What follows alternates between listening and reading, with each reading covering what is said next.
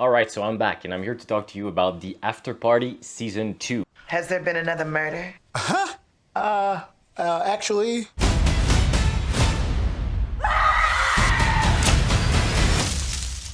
Hit me with that unique rom-com sequel. this is not a sequel. So, for those of you who don't know what this show is about, basically the premise, it's a murder mystery kind of thing. We've been getting a lot of those recently, whether it's the Agatha Christie adaptations, or if we're looking at Knives Out and Glass Onion. This is very different. If you're looking at Knives Out and Glass Onion, those are a little bit more a satire. But with the Afterparty, this is straight up, a parody. And I love parodies. I feel like it's a genre that's been dying, and we haven't been seeing a lot of them. Some of my favorite movies ever are parodies, whether we're talking about Black Dynamite Venus, Dr. Wu, you done fucked up now! or OSS 117. Kiss my ass. D'accord. Faisons comme ça. I love those films, and I feel like with all the scary movies, date movies, epic movies that we've been getting, it's a genre that studios are afraid of. But what's cool about this show is it's made by Phil Lord and Christopher Miller. They're brilliant writers. They're responsible for the Lego movie, but also recently Spider-Verse, which is doing, crazy numbers, and they're really creative, and they have, their own brand of humor. I feel like they understand a lot of different genres, and they could basically do anything. It's kind of a shame that we never got to see their Han Solo movie. So, alright, so let's just get back to what this show is about. This is a murder mystery. Every episode is a different genre. For example, what happens is in one episode, it's gonna be a psychological thriller. The other episode is gonna be a straight up musical. Then you have another episode which is made, in animation. So they find a really creative way to tell this murder mystery, and it's really elevated by all the actors that shows up. Brilliant, comedy actors. They try to, get some of those supporting characters that you love seeing in every kind of shows, and this is why it all worked. So season 2 basically starts with the same character, Anik, played by Sam Richardson.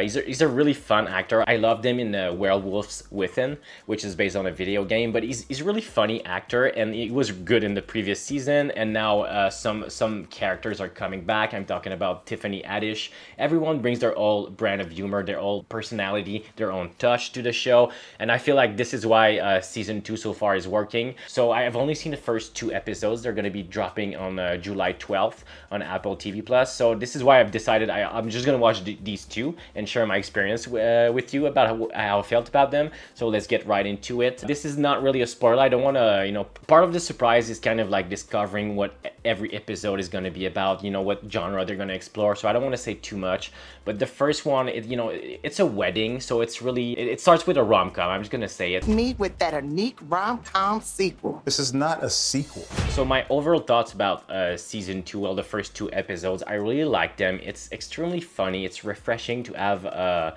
parodies, being well made, extremely well written with funny actors. So I love Zach Wood. He has like this deadpan type of humor. He's really awkward at times, but he can be extremely hilarious with the way he delivers his line, and he has his presence. Like sometimes you kind of feel like, he's so unhinged, and he's a force of nature in comedy. And I really like, nothing beats his deadpan delivery. I love Zach Woods. He's a, refreshing addition to this new cast. A lot of newcomers that are refreshing to see. The story itself is it's a simple murder mystery. I feel like what's more interesting about it is the approach that they have, not necessarily the story itself, and that might play against the show a little bit. That's why I don't think it's a perfect show. It's extremely funny. It's refreshing.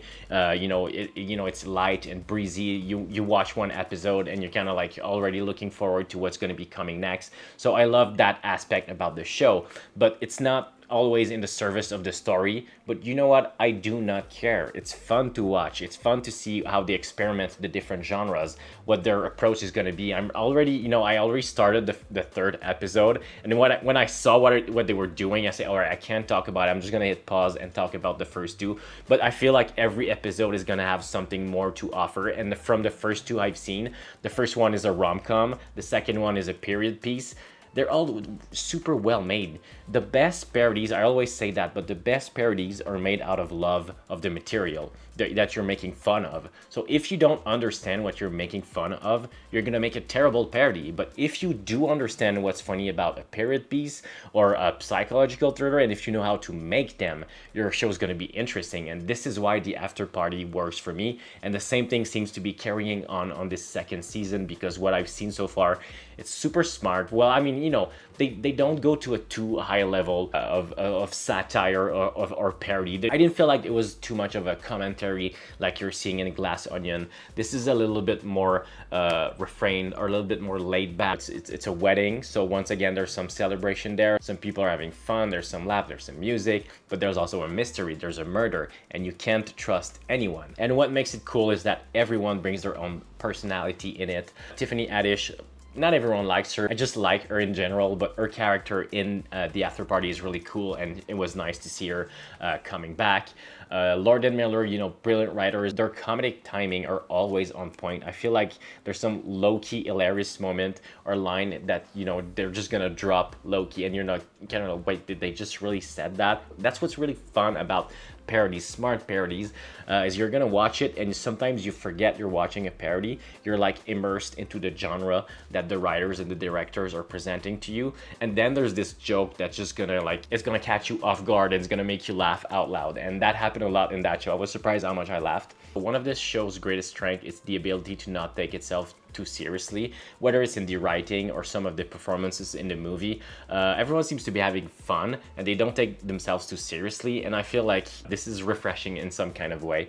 So yeah, the first two episodes really, you know, they're clever, they're funny. If you like the first season, you're definitely gonna like this one so far. And also, if you haven't seen the first season, I don't feel like you need to catch up. I feel like you can just jump into this new adventure. There's new characters and they do a good job at letting you know who's who and what the dynamic are, and you can just simply jump in. Literally, like I've seen the first season a while back. I don't remember every details. I feel like you don't need to see the first season to jump into this one. So yeah, overall, if I have to give a rating on the first two episodes only, I would give it a 7.5 out of 10. Very smart humor, clever directing.